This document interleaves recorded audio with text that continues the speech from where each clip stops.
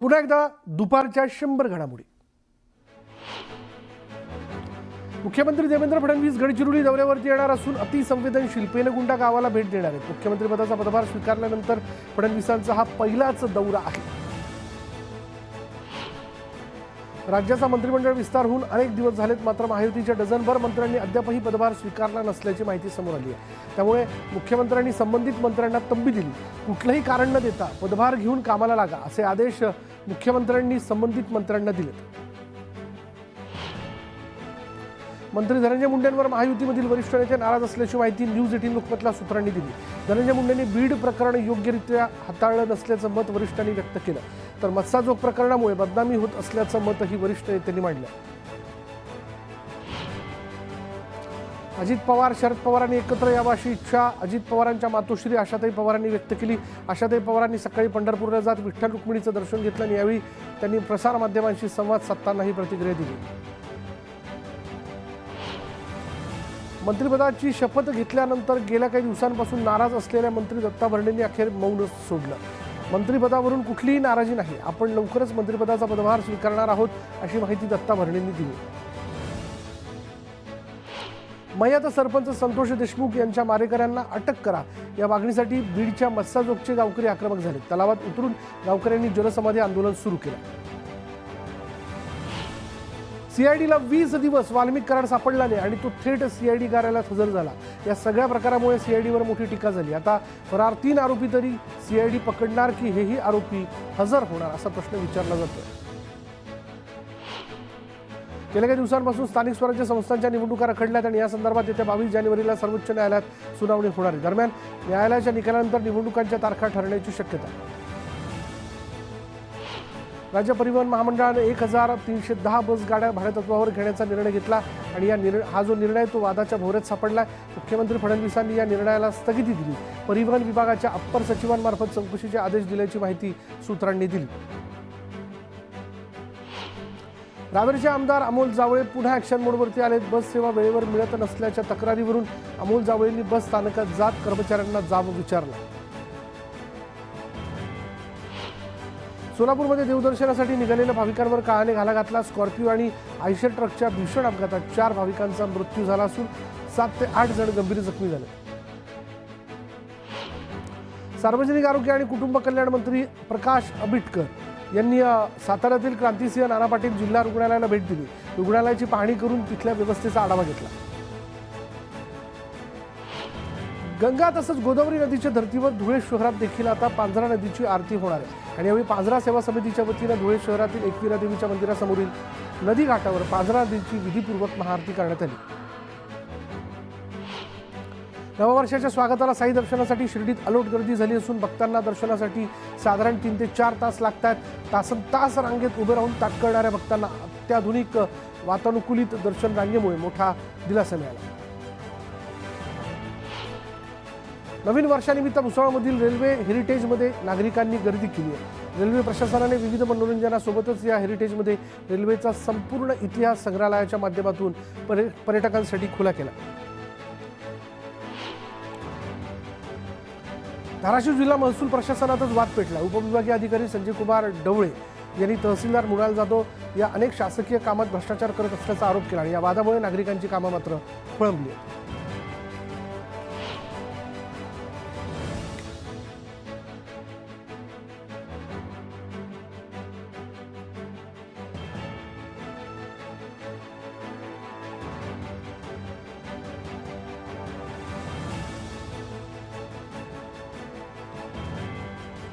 कर्मचारी पुरवणाऱ्या एजन्सीचा देखील आता विभागीय क्रीडा संकुल घोटाळ्यामध्ये सहभाग असल्याचं समोर आलं।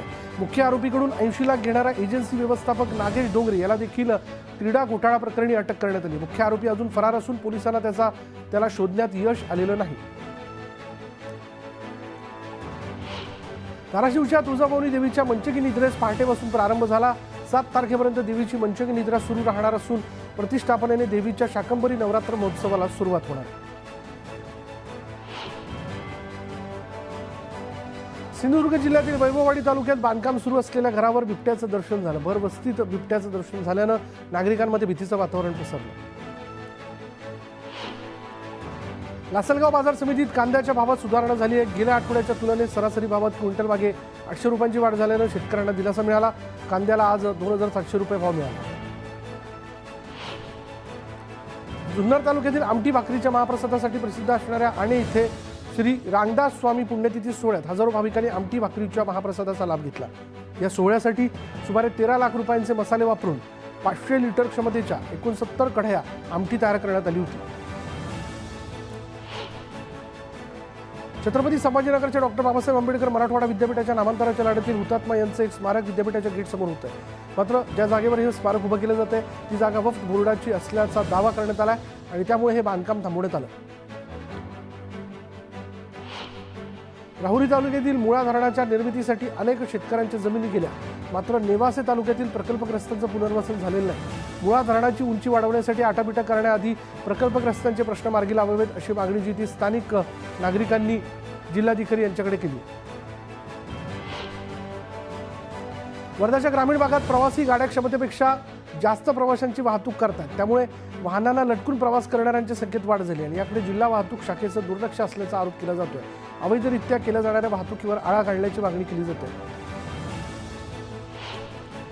कोरेगाव भीमा शौर्य दिनाच्या निमित्ताने विजयस्तंभस्थळी अनुयायांनी गर्दी केली। विजयस्तंभास फुलांची सजावट करण्यात आली असून मध्यरात्रीपासूनच पारंपरिक कार्यक्रम सुरू आहेत। पंढरपुरात श्री विठ्ठल रुक्मिणीच्या दर्शनासाठी देशभरातून येणाऱ्या भाविक भक्तांकडून लाखोंचं दान मिळतंय। मंदिर समितीला 1 जानेवारी ते 27 डिसेंबर 2024 या कालावधीत 53 कोटी 97 लाखांचं दान मिळाल्याची माहिती व्यवस्थापक मनोज श्रोत्री यांनी दिली। वर्षाच्या पहिल्याच दिवशी गोंदियामधील नागरा धाम इथे नागरिकांनी गर्दी केली। नागरा या ठिकाणी 270 वर्ष जुनं प्राचीन काळातील शिवमंदिर असल्यानं शिवपिंडीच्या दर्शनासाठी भाविकांच्या रांगा लागल्या। नाशिकच्या त्र्यंबकेश्वर मंदिर परिसरात तब्बल 4 किलोमीटरपर्यंत भाविकांच्या दर्शनासाठी रांगा लागल्यात। त्र्यंबकेश्वर मंदिरात देशभरातील भाविकांची गर्दी झाल्यानं एका भाविकाला दर्शनासाठी तब्बल 4 ते 5 तासांचा वेळ लागतो। नवीन वर्षाची सुरुवात गजानन महाराजांच्या दर्शनाने करण्याकरता संत गजानन महाराजांच्या शेगावात असंख्य भाविकांनी गर्दी केली। लाखोंच्या संख्येने भाविक शेगावात दाखल झाले असून शेगाव मंदिर परिसराला मोठ्या यात्रेचं स्वरूप प्राप्त झालं। नागपूरच्या टेकडी मंदिरात नववर्षाच्या निमित्ताने फुलांचा देखावा साकारण्यात आला। मंदिराला विद्युत रोषणाईसह फुलांनी सजवण्यात आलं। नवीन वर्षाच्या पहिल्याच दिवशी मुंबईकरांनी सिद्धिविनायक मंदिरात गर्दी केली। गणपती बाप्पाचं दर्शन घेऊन नवीन वर्षाची सुरुवात करण्याकरता शहरातील नागरिकांसह देशभरातील लोक दर्शनाकरता दाखल झाले। नववर्षाच्या निमित्तानं विठ्ठल रुक्मिणी मंदिरात विविध फुलांची आणि संत्रा फळांची आकर्षक सजावट करण्यात आली। श्री विठ्ठल गाभारा, श्री रुक्मिणी गाभारा, श्री संत नामदेव पायरी परिसरात झेंडू, शेवंती, तोरण आणि कमानी लावण्यात आल्यात, तर 5000 नग संत्र्यांचा वापर करून आकर्षक सजावट करण्यात आली।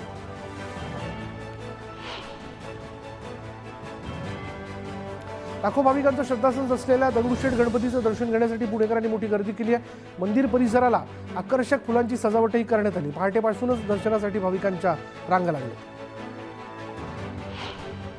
चंद्रपूरकरांची नववर्षाची सुरुवात आराध्य दैवत महाकालीच्या दर्शनाने झाली।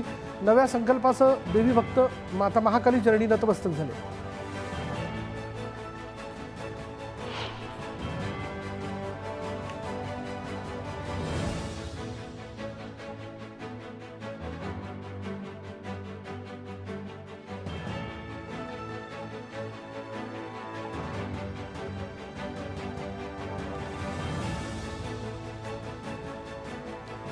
नववर्षानिमित्त तुळजाभवानीच्या दर्शनासाठी तुळजापुरात भाविक दाखल झाले। सकाळपासूनच तुळजाभवानीच्या दर्शनासाठी भाविकांनी मोठ्या प्रमाणात हजेरी लावली।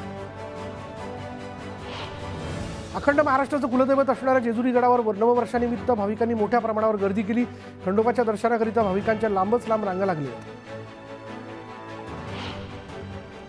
नववर्षाची सुरुवात भाविक साई दर्शनाने करतात, त्यामुळे नागपूरच्या वर्धा रोडवरील साई मंदिराला आकर्षक फुलांची सजावट करण्यात आली, तसंच विद्युत रोषणाई करण्यात आली। सोलापूरचं ग्रामदैवत सिद्धरामेश्वर मंदिराला नवीन वर्षाच्या निमित्ताने आकर्षक विद्युत रोषणाई करण्यात आली। सिद्धेश्वर मंदिराजवळील तलावातही विद्युत दिवे बसवण्यात आले। सिद्धेश्वर मंदिरात भाविकांची पहाटेपासूनच दर्शनाकरता गर्दी झाली। साताराच्या जावळी तालुक्यातील सावली ग्रामस्थांनी संपूर्ण गावात स्वच्छता मोहीम राबवून नववर्षाचं स्वागत केलं। ग्रामस्थांनी गावातील रस्ते, नाले, शाळा परिसर स्वच्छ केला। राज्यात नवीन वर्षाचं जल्लोषात स्वागत करण्यात आलं. समुद्रकिनारे, धार्मिक स्थळांवर पर्यटकांची गर्दी उसळली. नवा वर्षाची सुरुवात देवदर्शनाने करण्यासाठी मंदिरात भाविकांनी गर्दी केली. सर्व मंदिरं जी ती भाविकांनी गजबजली. लाखो भाविकांचं श्रद्धास्थान असलेली साईनगरी भक्तांच्या गर्दीने फुलून गेली. नववर्षाची सुरुवात साई दर्शनाने करण्यासाठी देशविदेशातून साई भक्त शिर्डीत दाखल होतात. नववर्षाच्या स्वागताचा मोठा उत्साह शिर्डीत बघायला मिळत असून साईनामाच्या जयघोषाने शिर्डी नगरी दुमदुमून गेली. उपमुख्यमंत्री एकनाथ शिंदेंनी रक्तदान करत नवीन वर्षाची सुरुवात केली. रक्तदानानेच आपल्याला दुसऱ्याचा जीव वाचवता येतो. आरोग्य सेवा हीच ईश्वर सेवा आहे, अशी प्रतिक्रिया यावेळी उपमुख्यमंत्री एकनाथ शिंदेंनी दिली. मंत्री गुलाबराव पाटलांनी नवीन वर्षाची सुरुवात देवदर्शनाने केली. नाशिकच्या वडीतील सप्तशृंगी गडावर जाऊन सप्तशृंगी मातेचं त्यांनी दर्शन घेतलं. श्रीगोंदा मतदारसंघातील जनतेचे प्रश्न सोडवण्यासाठी नवीन वर्षापासून महिन्याच्या पहिल्या सोमवारी जनता दरबार भरवणार असल्याचा संकल्प नवनिर्वाचित आमदार विक्रम पाचपुतेंनी केला आहे. रखडलेली कामं मार्गी लावण्यासाठी आम्ही प्रयत्नशील राहणार आहोत असंही पाचपुतेंनी म्हटलं. आजपासून व्यवहारात अनेक बदल होणार आहेत. कार खरेदी करणं महागणार असून UPI पेमेंट मर्यादा वाढणार आहे. नवीन वर्षात व्यावसायिक सिलेंडरचे दर कमी झाले. व्यावसायिक सिलेंडरच्या दरात 14 रुपयांची कपात झाली. नवीन वर्षात मुंबईकरांना अधिकचा भूदंड सहन करावा लागणार आहे. पाणीपट्टी वाढीचा निर्णय महापालिका प्रशासनाने घेतला. या संदर्भातला अहवाल जल अभियंत्यांनी पालिका आयुक्तांना पाठवला. मुंबईत घराचं स्वप्न साकार करण्यासाठी म्हाडा प्रयत्न करत असून नव्या वर्षामध्ये 2,500 ते 3,000 घरांची लॉटरी काढण्याचं नियोजन आहे. दिवाळीत लॉटरी काढली जाईल. त्यात अत्यल्प आणि अल्प गटासाठी अधिकाधिक घरं राखीव ठेवण्याचा प्रयत्न आहे, अशी माहिती म्हाडा प्राधिकरणाने दिली. बहुप्रतीक्षित मुंबई गोवा महामार्गाचं काम नवीन वर्षातच पूर्ण केलं जाईल. पुणे इथून कोकणात येणाऱ्या पर्यटकांचा प्रवास सुकर व्हावा यासाठी लवकरच भादाव इथल्या काळ नदीवरील पूल बांधण्यात येईल, असं खासदार सुनील तटकरेंनी सांगितलं. नववर्षाची भेट म्हणून गो ग्रीन सेवेचा पर्याय निवडल्यानंतर आता वीज बिलात एक रकमी 120 रुपये सूट देण्याची घोषणा महावितरणने केली. कागद वाचवा, पर्यावरण वाचवा या संकल्पनेनुसार गो ग्रीन सेवा राबवण्यात येत असून 4,62,000 जणांनी गो ग्रीनचा पर्याय निवडला. मुंबई समृद्धी महामार्गावरील इगतपुरी आमळे टप्प्याचं 100% काम पूर्ण झालेलं आहे. अखेरच्या टप्प्यातील कामं पूर्ण होताच मार्चमध्ये वाहतूक सेवा सुरू करण्याचं महाराष्ट्र राज्य रस्ते विकास महामंडळाचं नियोजन आहे आणि त्यामुळे नव्या वर्षात नागपूर मुंबई प्रवास अतिवेगवान केवळ 8 तासांचा होणार आहे. ठाणे इंटिग्रल रिंग मेट्रो प्रकल्पाबाबत एक मोठा अपडेट समोर आलाय. ठाणे इंटिग्रल रिंग मेट्रो प्रकल्प कॉरिडॉरसाठी जिओ टेक्निकल इन्व्हेस्टिगेशन सुरू करण्यात आलं आहे. आणि हा महत्त्वाकांक्षी कॉरिडॉर 29 किलोमीटरचा असून यात 22 स्थानकं असणार आहेत. तर यातील 2 स्थानकं भूमिगत असणार आहेत. 2029 पर्यंत ही मेट्रो ठाणेकरांच्या सेवेत दाखल होऊ शकते. नागरिकांची सुरक्षा तसंच दुचाकी अपघातातील मृत्यूचं वाढतं प्रमाण रोखण्यासाठी आजपासून राष्ट्रीय महामार्गावर हेल्मेट वापरणं बंधनकारक आहे. दुचाकी चालक आणि मागे बसलेला त्याचा सहप्रवासी अशा दोघांनीही हेल्मेट वापरणं सक्तीचं. ITD सिमेंटेशनला वाढवण बंदराचं कंत्राट मिळालं आहे. 2025 या वर्षापासून या कामाला खऱ्या अर्थानं गती मिळणार आहे. तब्बल 76,220 कोटी रुपये खर्च करून बांधलं जाणारं वाढवण बंदर देशातील सर्वात मोठं बंदर असणार आहे.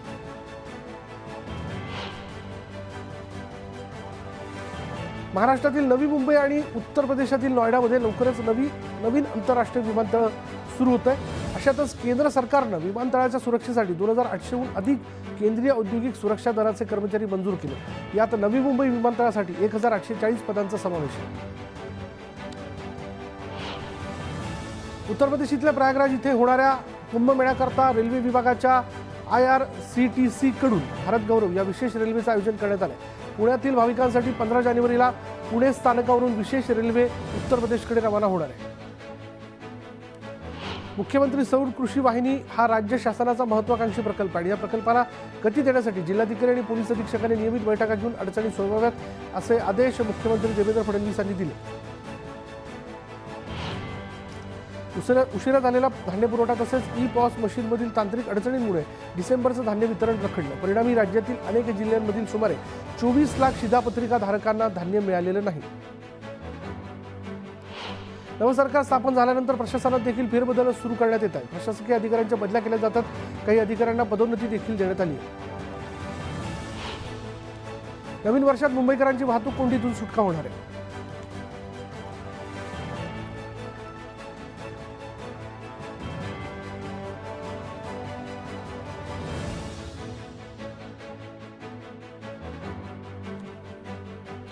गोखले कर्नाक विक्रोळीसह इतर नवीन पुलांची कामं नवीन वर्षात पूर्ण होणार आहेत असे संकेत महापालिकेकडून मिळतात. त्यामुळे प्रवास आणखी वेगवान होणार आहे.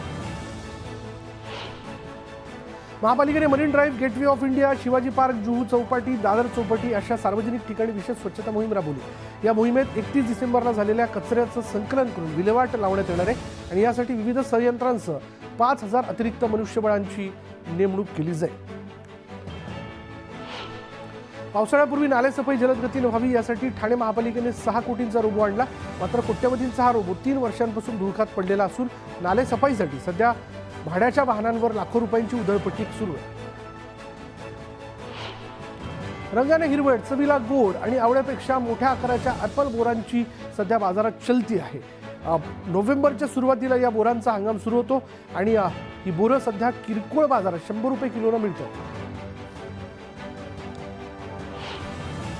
सोयाबीन खरेदी नोंदणीची मुदत 7 दिवसांनी म्हणजेच 6 जानेवारीपर्यंत वाढवण्याचा निर्णय घेण्यात आला. नोंदणी केलेल्या शेतकऱ्यांच्या सोयाबीनची खरेदी नाफेड आणि NCCF यांच्यामार्फत 12 जानेवारीपर्यंत केली जाईल. आज लाल कांद्याची सोलापूर बाजारात 36,000, नाशिक जिल्ह्यात 1 लाख क्विंटल तर अहिल्यानगर जिल्ह्यात 15,000 क्विंटलची आवक झाली. तर राज्यात जवळपास 2,30,000 क्विंटलची आवक झालेली आहे. लाल कांद्याला कमीत कमी 1400 रुपयांपासून ते 2,650 रुपयांपर्यंत दर मिळतोय.